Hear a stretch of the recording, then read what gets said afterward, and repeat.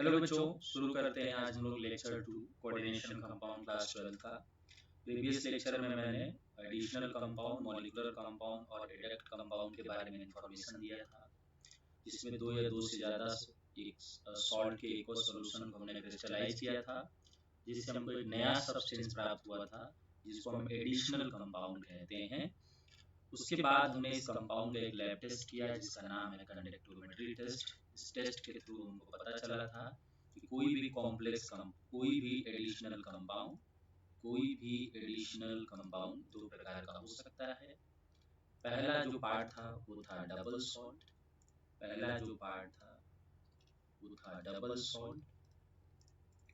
और जो दूसरा पार्ट था उसको बोलते हैं बेटा कॉम्प्लेक्स सॉल्ट। क्या बोलते हैं बच्चों? कॉम्प्लेक्स सॉल्ट बोलते हैं। डबल सॉल्ट जो अपने आयनों के कंप्लीट टेस्ट दे दें। क्या दे दें बेटा? कंप्लीट टेस्ट दे दें। किसका बच्चों? आयंस का। तो इसमें हमने ढेरों एग्जांपल लिया था, जैसे मोहर्स सॉल्ट हो सकते हैं, हम एलम्स के बारे में चर्चा कर सकते हैं। किस पे चर्चा कर सकते हैं बच्चों? हम लोग एलम के बारे में भी कह सकते हैं कि एलम भी एक तरह का डबल सॉल्ट है। उसके अलावा हमने कार्लेनाइट के बारे में बात किया था, जो एक तरह का डबल सॉल्ट था। कुछ कंपाउंड ऐसे भी थे, एडिशनल थे, जो कि अपने आयनों के कंप्लीट टेस्ट नहीं दिए थे। जैसे एक एग्जांपल हम लोग लेते हैं 4KCN plus FeCN whole twice.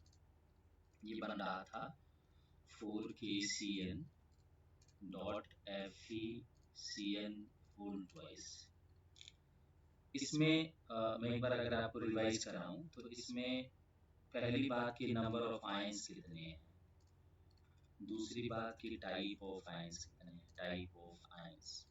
देखो बच्चों, नंबर ऑफ आयंस के आधार पे अगर हम बात करें, इसमें आयंस देखो 4 पोटेशियम के और 4 साइनाइड के, टोटल 8 आयंस यहाँ से हो गए, एक यहाँ से Fe9 और 2 यहाँ से क्या बेटा Cn-के, टोटल 11 आयंस हैं, राइट। अब बेसिकली ये है कि टाइप ऑफ आयन पे चर्चा करें तो एक जो टाइप है उसको मैं बता दूं, वो है पोटेशियम एक टाइप का, Cn एक टाइप का और आयरन एक टाइप का। टाइप ऑफ आयन कितने हैं? 3। इसके बाद मैंने आपको बताया था कि बच्चों इसमें हमने एक टेस्ट किया। जब इसको हमने वाटर में कंडक्टोमेट्री या कंडक्टिविटी टेस्ट किया, इस कंडक्टिविटी टेस्ट में हमने क्या पाया वो भी मैं आपसे चर्चा करता हूँ कि टोटल जो आयंस है, टोटल नंबर ऑफ जो आयंस हैं उनकी संख्या थी 5। तो कहीं ना कहीं एक बात ये समझ में आ रहा है कि कुछ हिडन आयंस हैं, कुछ आयन छुप रहे हैं इसमें, कुछ आयनों के टेस्ट नहीं मिले हैं। टोटल आयंस कितने हैं? 11। मिले कितने हैं? 5। इसीलिए इनको कहा गया कि ये कॉम्प्लेक्स सॉल्ट हैं या कोऑर्डिनेशन कंपाउंड है। क्या है? कोऑर्डिनेशन कंपाउंड है। अब कोऑर्डिनेशन कंपाउंड है तो कोऑर्डिनेशन कंपाउंड का एक जनरल फॉर्म बनाया गया। जनरल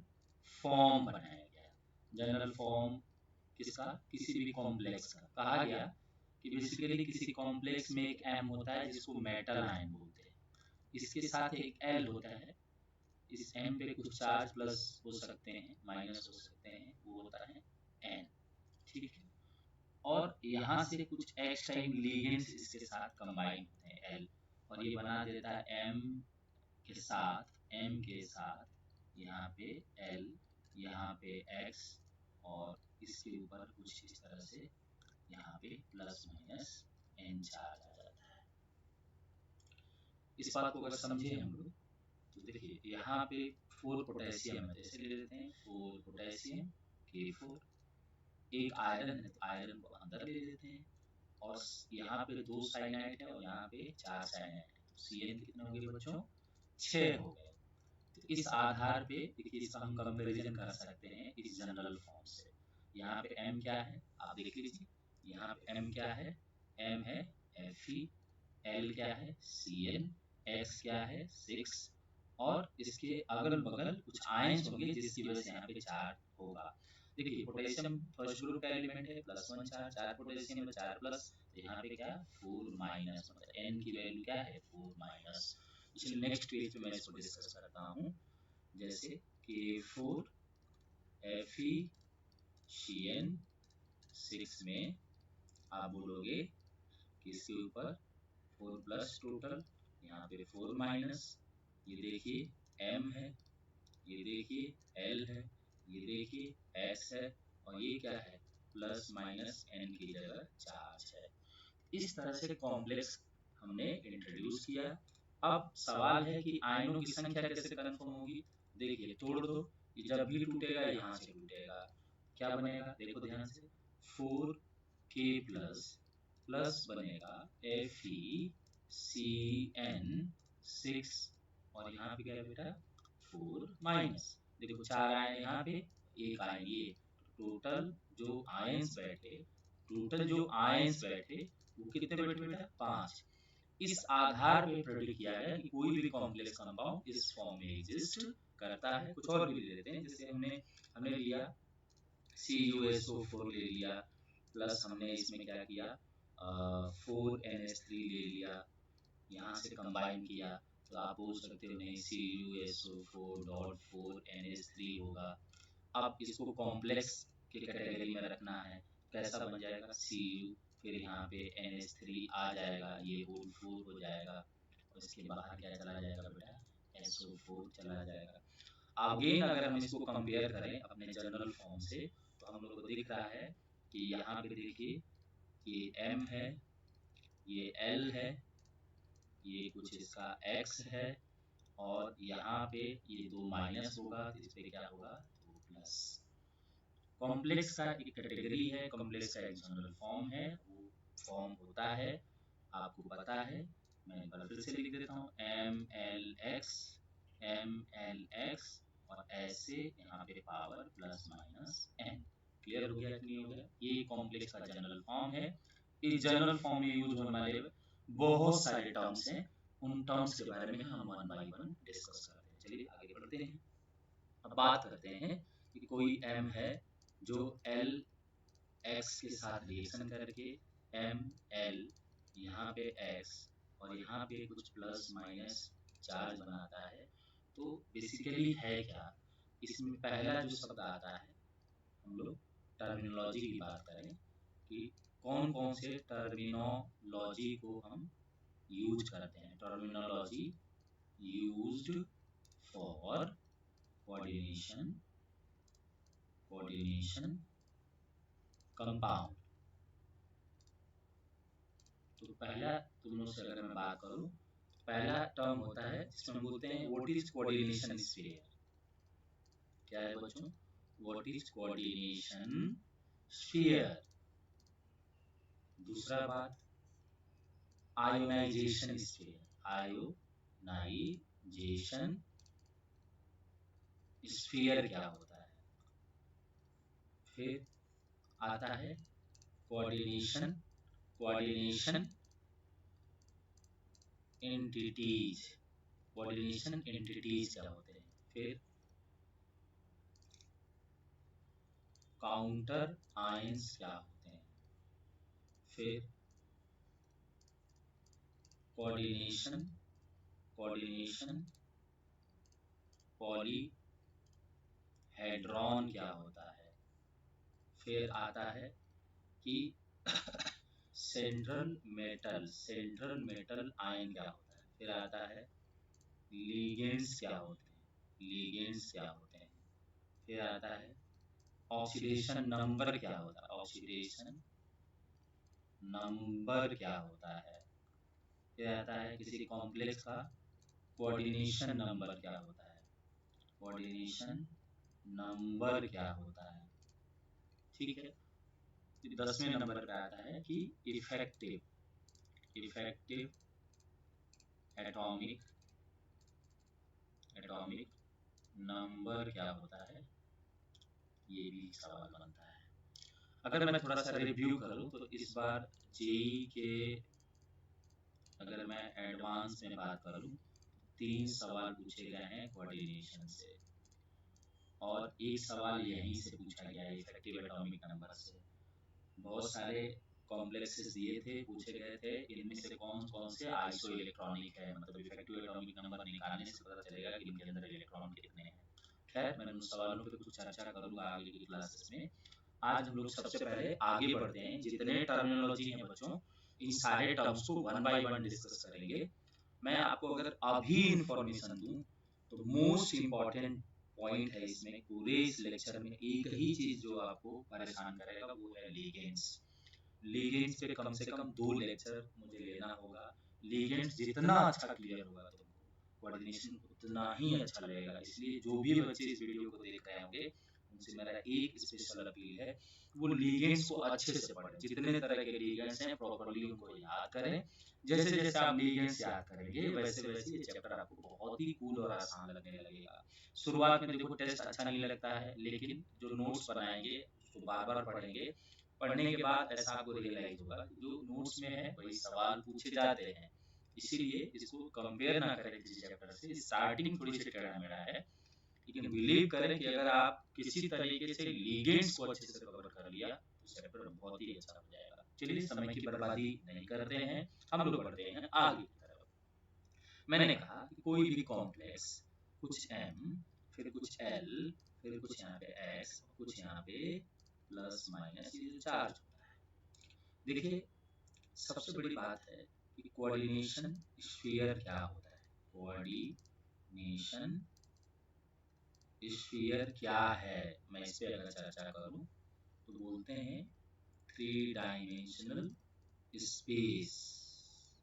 ठीक है, 3 dimensional space in the square bracket, in the square bracket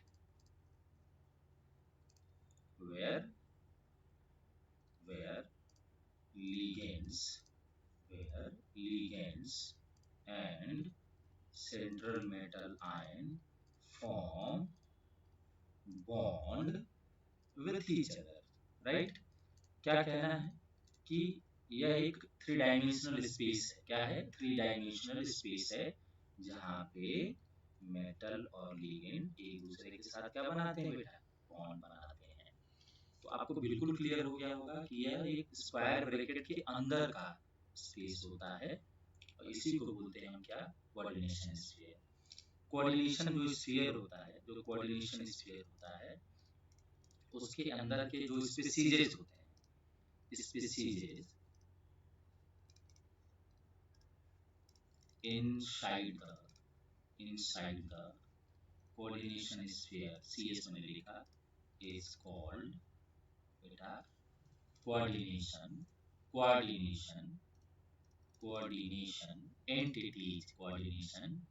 entities।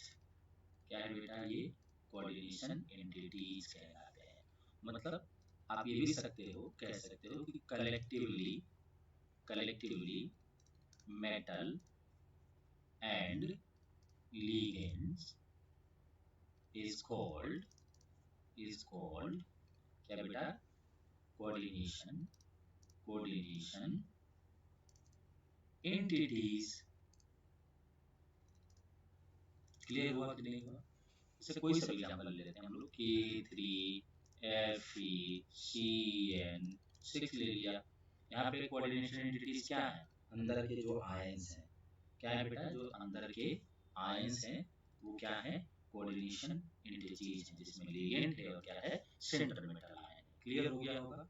अब बात करते हैं कि आयोनाइजेशन स्फीयर क्या है। बोलते हैं outside part of coordination sphere is called क्या बेटा? Ionisation sphere. क्लियर हो गया? ये जो कोऑर्डिनेशन स्फीयर है, ये जो स्फीयर है आप देखेंगे इसके बाहर, जैसे यहाँ पे इसको बोलते हैं, इस जगह को बोलते हैं आयोनाइजेशन स्फीयर। क्या बोलते हैं? Ionisation sphere. एंड जो भी आयंस होते हैं, आयंस इन आयोनाइजेशन स्फीयर, मैंने शॉर्ट फॉर्म में लिखा, ions in ionization sphere is called, क्या बेटा? Counter ion. क्या कहलाता है? काउंटर आयन कहलाता है। मतलब बड़ी क्लियर बात है कि हमने यहाँ पे K4 लिया, Fe लिया, यहाँ पे CN6 लिया, तो आप देख सकते हो ये कोऑर्डिनेशन स्फीयर है, ये आयोनाइजेशन स्फीयर है, और यही क्या है? काउंटर आयन है। क्या है? Counter ion. काउंटर आयन क्यों बनते हैं? कि कोऑर्डिनेशन स्फीयर का जो चार्ज होता है उसको बैलेंस किया जाता है इसी के द्वारा, इसीलिए उसको काउंटर कर रहा होता है, और इन शॉर्ट फॉर्म बोलते हैं उसको क्या बेटा? Counter ion. क्लियर हो गया सबको? चलिए, अगर ये बात क्लियर हो गया तो मैं आपको कुछ पॉइंट दिखा देता हूँ। जो पीछे वाले टॉपिक थे उसमें हम लोगों ने coordination sphere, ionization sphere, coordination entities और काउंटर आयन के बारे में हम लोगों ने अच्छे से पढ़ लिया। मैं एक बार फिर से इस पे रिव्यू कर देता हूँ, मैं एक बार फिर से इस टॉपिक पे डिस्कस कर देता हूँ। जैसे मैंने कहा CuNH3, मैंने कहा CuNH3 होल 4 है हमारे पास, और बाहर में SO4 है। तो बच्चों ये काउंटर आयन होगा, ये कोऑर्डिनेशन स्फीयर होगा, और इसके अंदर जो पार्टिकल्स हैं बेसिकली मेटल प्लस लिगेंड, इनको बोलते हैं हम कोऑर्डिनेशन एंटिटीज। कोऑर्डिनेशन क्या बोलते हैं बेटा? एंटिटीज बोलते हैं। इस बात को आप लोग समझ लेंगे। क्या बोलते हैं बेटा? कोऑर्डिनेशन एंटिटीज बोलते हैं। चलिए आगे बढ़ते हैं। बड़ा इंपॉर्टेंट टॉपिक है, इसलिए मुझे एक नया पेज लेना पड़ेगा। है क्या? जिसको बोलते हैं कोऑर्डिनेशन पॉलीहेड्रॉन। क्या बोलते हैं बेटा? Coordination polyhedron.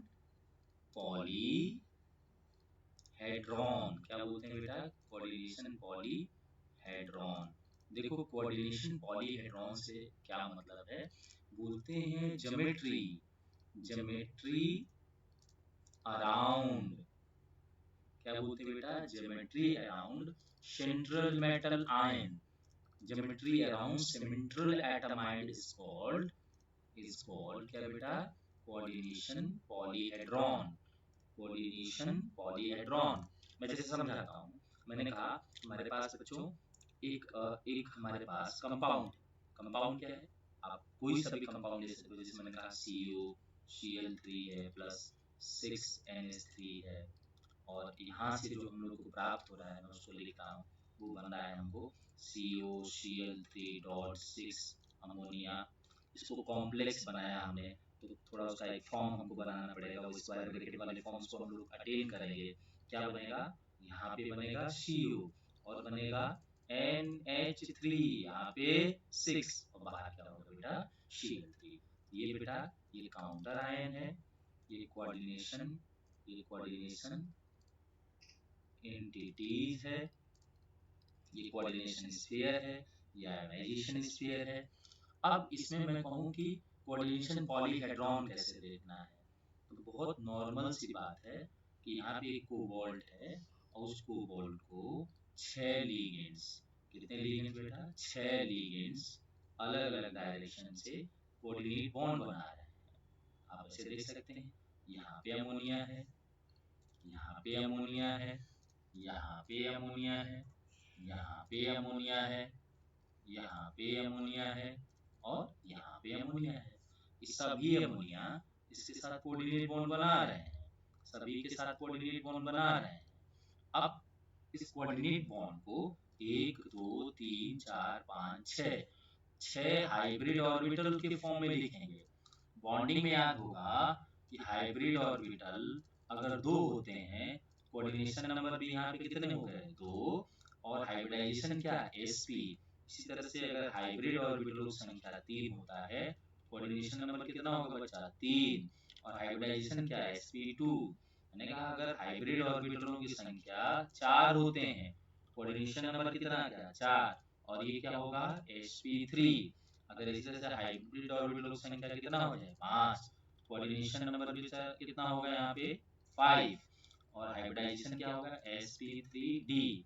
सेम अगर मैं कहूँ कि अगर हाइब्रिड ऑर्बिटलों की संख्या 6 है, तो कोऑर्डिनेशन नंबर कितना होगा? 6, और हाइब्रिडाइजेशन क्या होगा, sp3d2।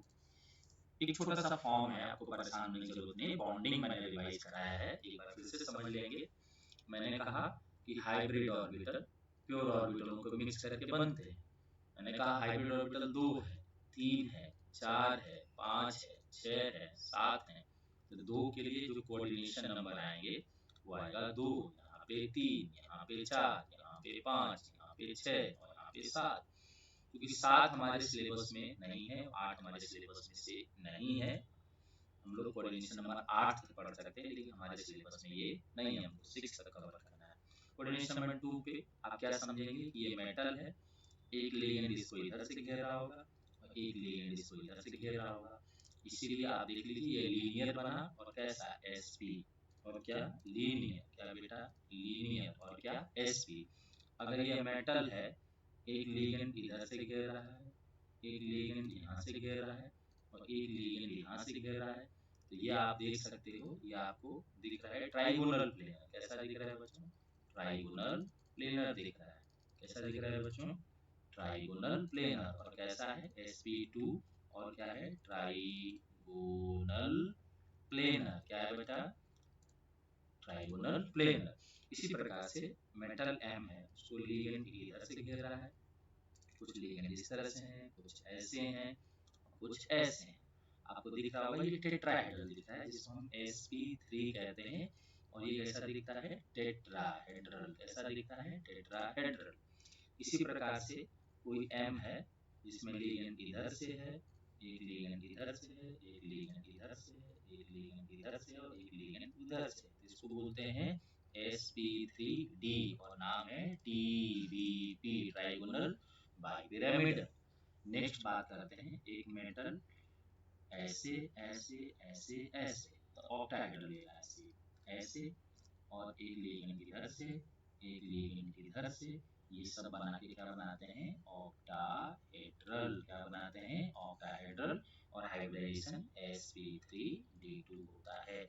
चलिए, ये तो हमने एक डिटेल डिस्कशन किया। हमारे सिलेबस में से इसमें सिर्फ 2 हैं, उन पे चर्चा करेंगे। कोऑर्डिनेशन नंबर 4 पे चर्चा करेंगे और कोऑर्डिनेशन नंबर 6 पे चर्चा करेंगे। कोऑर्डिनेशन नंबर 4 में 2 केसेस होते हैं, एक को बोलते हैं dsp2 और एक को बोलते हैं sp3। कोऑर्डिनेशन नंबर 6 में sp3d2 और दूसरा d2sp3। इन पे बहुत अच्छे से चर्चा करना पड़ेगा, क्योंकि ये हमारा सिलेबस देखिए बेसिकली है क्या। मैं सबसे पहले अगर कोऑर्डिनेशन नंबर की चर्चा करूं, कोऑर्डिनेशन नंबर अगर मैं 4 पे चर्चा करूं, तो देखो यार, तुमको dsp2 दिख रहा है और इसी को बोलते हैं हम स्क्वायर प्लेनर। क्या बोलते हैं बेटा, स्क्वायर प्लेनर है। प्लेनर है मतलब xy प्लेन में हो सकता है ये मिक्सिंग कर रहा हो। अब तुमको समझना है कि एक ऑर्बिटल s का लेना है, 2 ऑर्बिटल p का लेना है और एक ऑर्बिटल d का लेना है। अब p में 2 कौन सा लेना है, एक px ले लो, एक py ले लो। फिर d में क्या लोगे, d में तो आपको मालूम है dxy, dyz, dxz, dx square minus y square and क्या होता है dz स्क्वायर। हमको xy प्लेन में मिक्सिंग करनी है, तो मुझे लगता है सबसे बेस्ट अरेंजमेंट होगा कि हम यहाँ पे क्या ले लें, dx square minus y square ले लें। देखिए s में x y z तीनों, px में x, यहाँ पे y में y और यहाँ पे दोनों, इसलिए xy प्लेन में मिक्स करेंगे। और कैसे बनेंगे, ऐसे। यहाँ पे देखो मेटल होगा, क्या होगा बच्चा, यहाँ पे मेटल होगा, यहाँ एक लिगेंड होगा, यहाँ एक लिगेंड होगा और यहाँ एक लिगेंड होगा और एक यहाँ लिगेंड होगा। इस प्रकार से ये MlX की जगह आप 4 रख सकते हो, ऐसा कुछ बन गया। इसके ऊपर कुछ प्लस माइनस चार्ज। क्लियर हुआ होगा आपको। स्क्वायर प्लेनर में आप क्या मिक्सिंग करा रहे हो, भी समझ लो। S1 2p और d का dx square minus y square को यूज कर रहे हैं। क्लियर हुआ। आगे बढ़ते हैं। अगर इसी के दूसरे फॉर्म को देखें, दूसरे फॉर्म मतलब sp3, बहुत अच्छी बात है कि sp3 एक नॉर्मल आपको बनाना है तो एक ऑर्बिटल s का ले लो, 3 ऑर्बिटल p का ले लो, खत्म। अब p में क्या होगा, px होगा, py होगा और pz होगा। देखो एक्स वाई प्लेन में तीनों मिक्स करेंगे, s px py X Y plane में मिक्स करेंगे और pz क्या होगा, आउट ऑफ प्लेन। इसीलिए देखो ये ऐसा बनता है, ऐसा बनता है m क्या बनता है बच्चा, ये m के साथ प्लेन से बाहर ही चला गया, देख लीजिए यहाँ लीगेंड, और ये 3 एक्स वाई प्लेन में मिक्स हो रहे हैं l l l, और ये क्या है, टेट्राहेड्रल। क्या है, टेट्राहेड्रल। बॉन्ड एंगल जिसमें 109 डिग्री 28 मिनट का होता है, उसकी संख्या 6 है। कितनी संख्या है बेटा, 6 है। बात सुन आ रही है, तो सभी बॉन्ड क्या होते हैं, सेम होते हैं। इसमें थोड़ा सा हम लोग कुछ और भी चीजें दे सकते हैं। टेट्राहेड्रल को विजुअलाइज कर सकते हैं किसी क्यूब में। टेट्राहेड्रल को कहाँ विजुअलाइज कर सकते हैं, किसी क्यूब में। थोड़ा सा यार एनसीईआरटी में ऐसा कुछ बहुत ज्यादा नहीं किया है, थोड़ा सा हम एक्स्ट्रा आपके साथ डिस्कस करते हैं। देखो यार, कहा जाता है कि जो टेट्राहेड्रल होता है उसमें जो ऑर्बिटल्स होते हैं वो अल्टरनेट कॉर्नर पे, यहाँ हुआ तो यहाँ नहीं होगा, यहाँ हो जाएगा, यहाँ नहीं होगा, यहाँ हो जाएगा, समझ में आ रहा है नहीं, एक यहाँ हो जाएगा। तो टेट्राहेड्रल में अल्टरनेट जो कॉर्नर्स होते हैं उन्हीं पे क्या होते हैं बेटा, एटम्स होते हैं या ऑर्बिटल्स होते हैं। इसको विजुलाइज करेंगे तो थोड़ा सा जो CFT होता है हमारा बहुत ही अच्छा हो जाता है। ठीक है, चलिए आगे बढ़ते हैं हम लोग। नेक्स्ट हमारा है क्या बेटा, ऑक्टाहेड्रल। ऑक्टाहेड्रल, ऑक्टाहेड्रल, और इसमें कोऑर्डिनेशन नंबर कितना है बेटा, 6। ऑक्टाहेड्रल बनने के लिए क्या होना चाहिए, ML, यहाँ पे 6 टाइप होना चाहिए, यहाँ पे कोई प्लस माइनस चार्ज हो जाना चाहिए।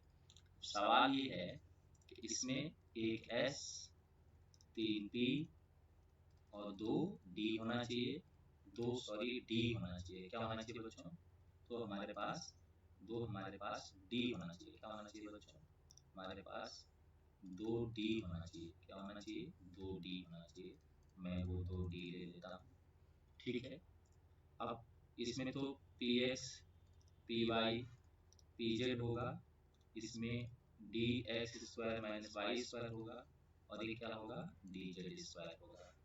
इस हिसाब से पहला जो कॉन्फ़िगरेशन बनेगा, मान लेते हैं वो बनता है sp3d। sp3d का मतलब इसको आउटर d कॉम्प्लेक्स बोलेंगे। क्या बोलेंगे, आउटर d कॉम्प्लेक्स। अगर ये 2 लगा देते हैं यहाँ पे, अगर ये d2sp3 होगा तो इसको बोलते हैं इनर डी कॉम्प्लेक्स। क्या बोलते हैं बच्चों, इनर डी कॉम्प्लेक्स। जरा इसको समझने की आप कोशिश करिए। मैंने कहा 3D 4S 4P 4D हमारे पास है, और क्या है 3D 4S 4P और 4D। अगर इसको इनर डी बनाना है बच्चों, एक बात बहुत ध्यान से सुनना, इनर डी बनाना है मतलब ये यूज होगा और ये यूज नहीं होगा। तो देखो D2sp3, क्या D2sp3। अगर आउटर डी यूज करना है तो हमको ये यूज करना है, ये यूज नहीं करना है। क्या बनेगा, sp3d2 बनेगा। क्या बनेगा बच्चा, sp3d2 बनेगा। आई होप यहाँ तक का वीडियो आपको समझ में आया होगा। कोऑर्डिनेशन नंबर पॉलीहेड्रॉन पे हमने चर्चा कर दिया, ढेरों पॉइंट्स हमने क्लियर किया। अगला जो लेक्चर होगा उसमें हम central metal ion, ligand, central metal ion की प्रॉपर्टी, लिगेंड्स, लिगेंड की क्लासिफिकेशन, फिर आगे के टॉपिक्स को कवर करेंगे। आई होप वीडियो आप लोगों को अच्छा लगा होगा तो इसको शेयर और सब्सक्राइब करें। ठीक है, थैंक यू बच्चों।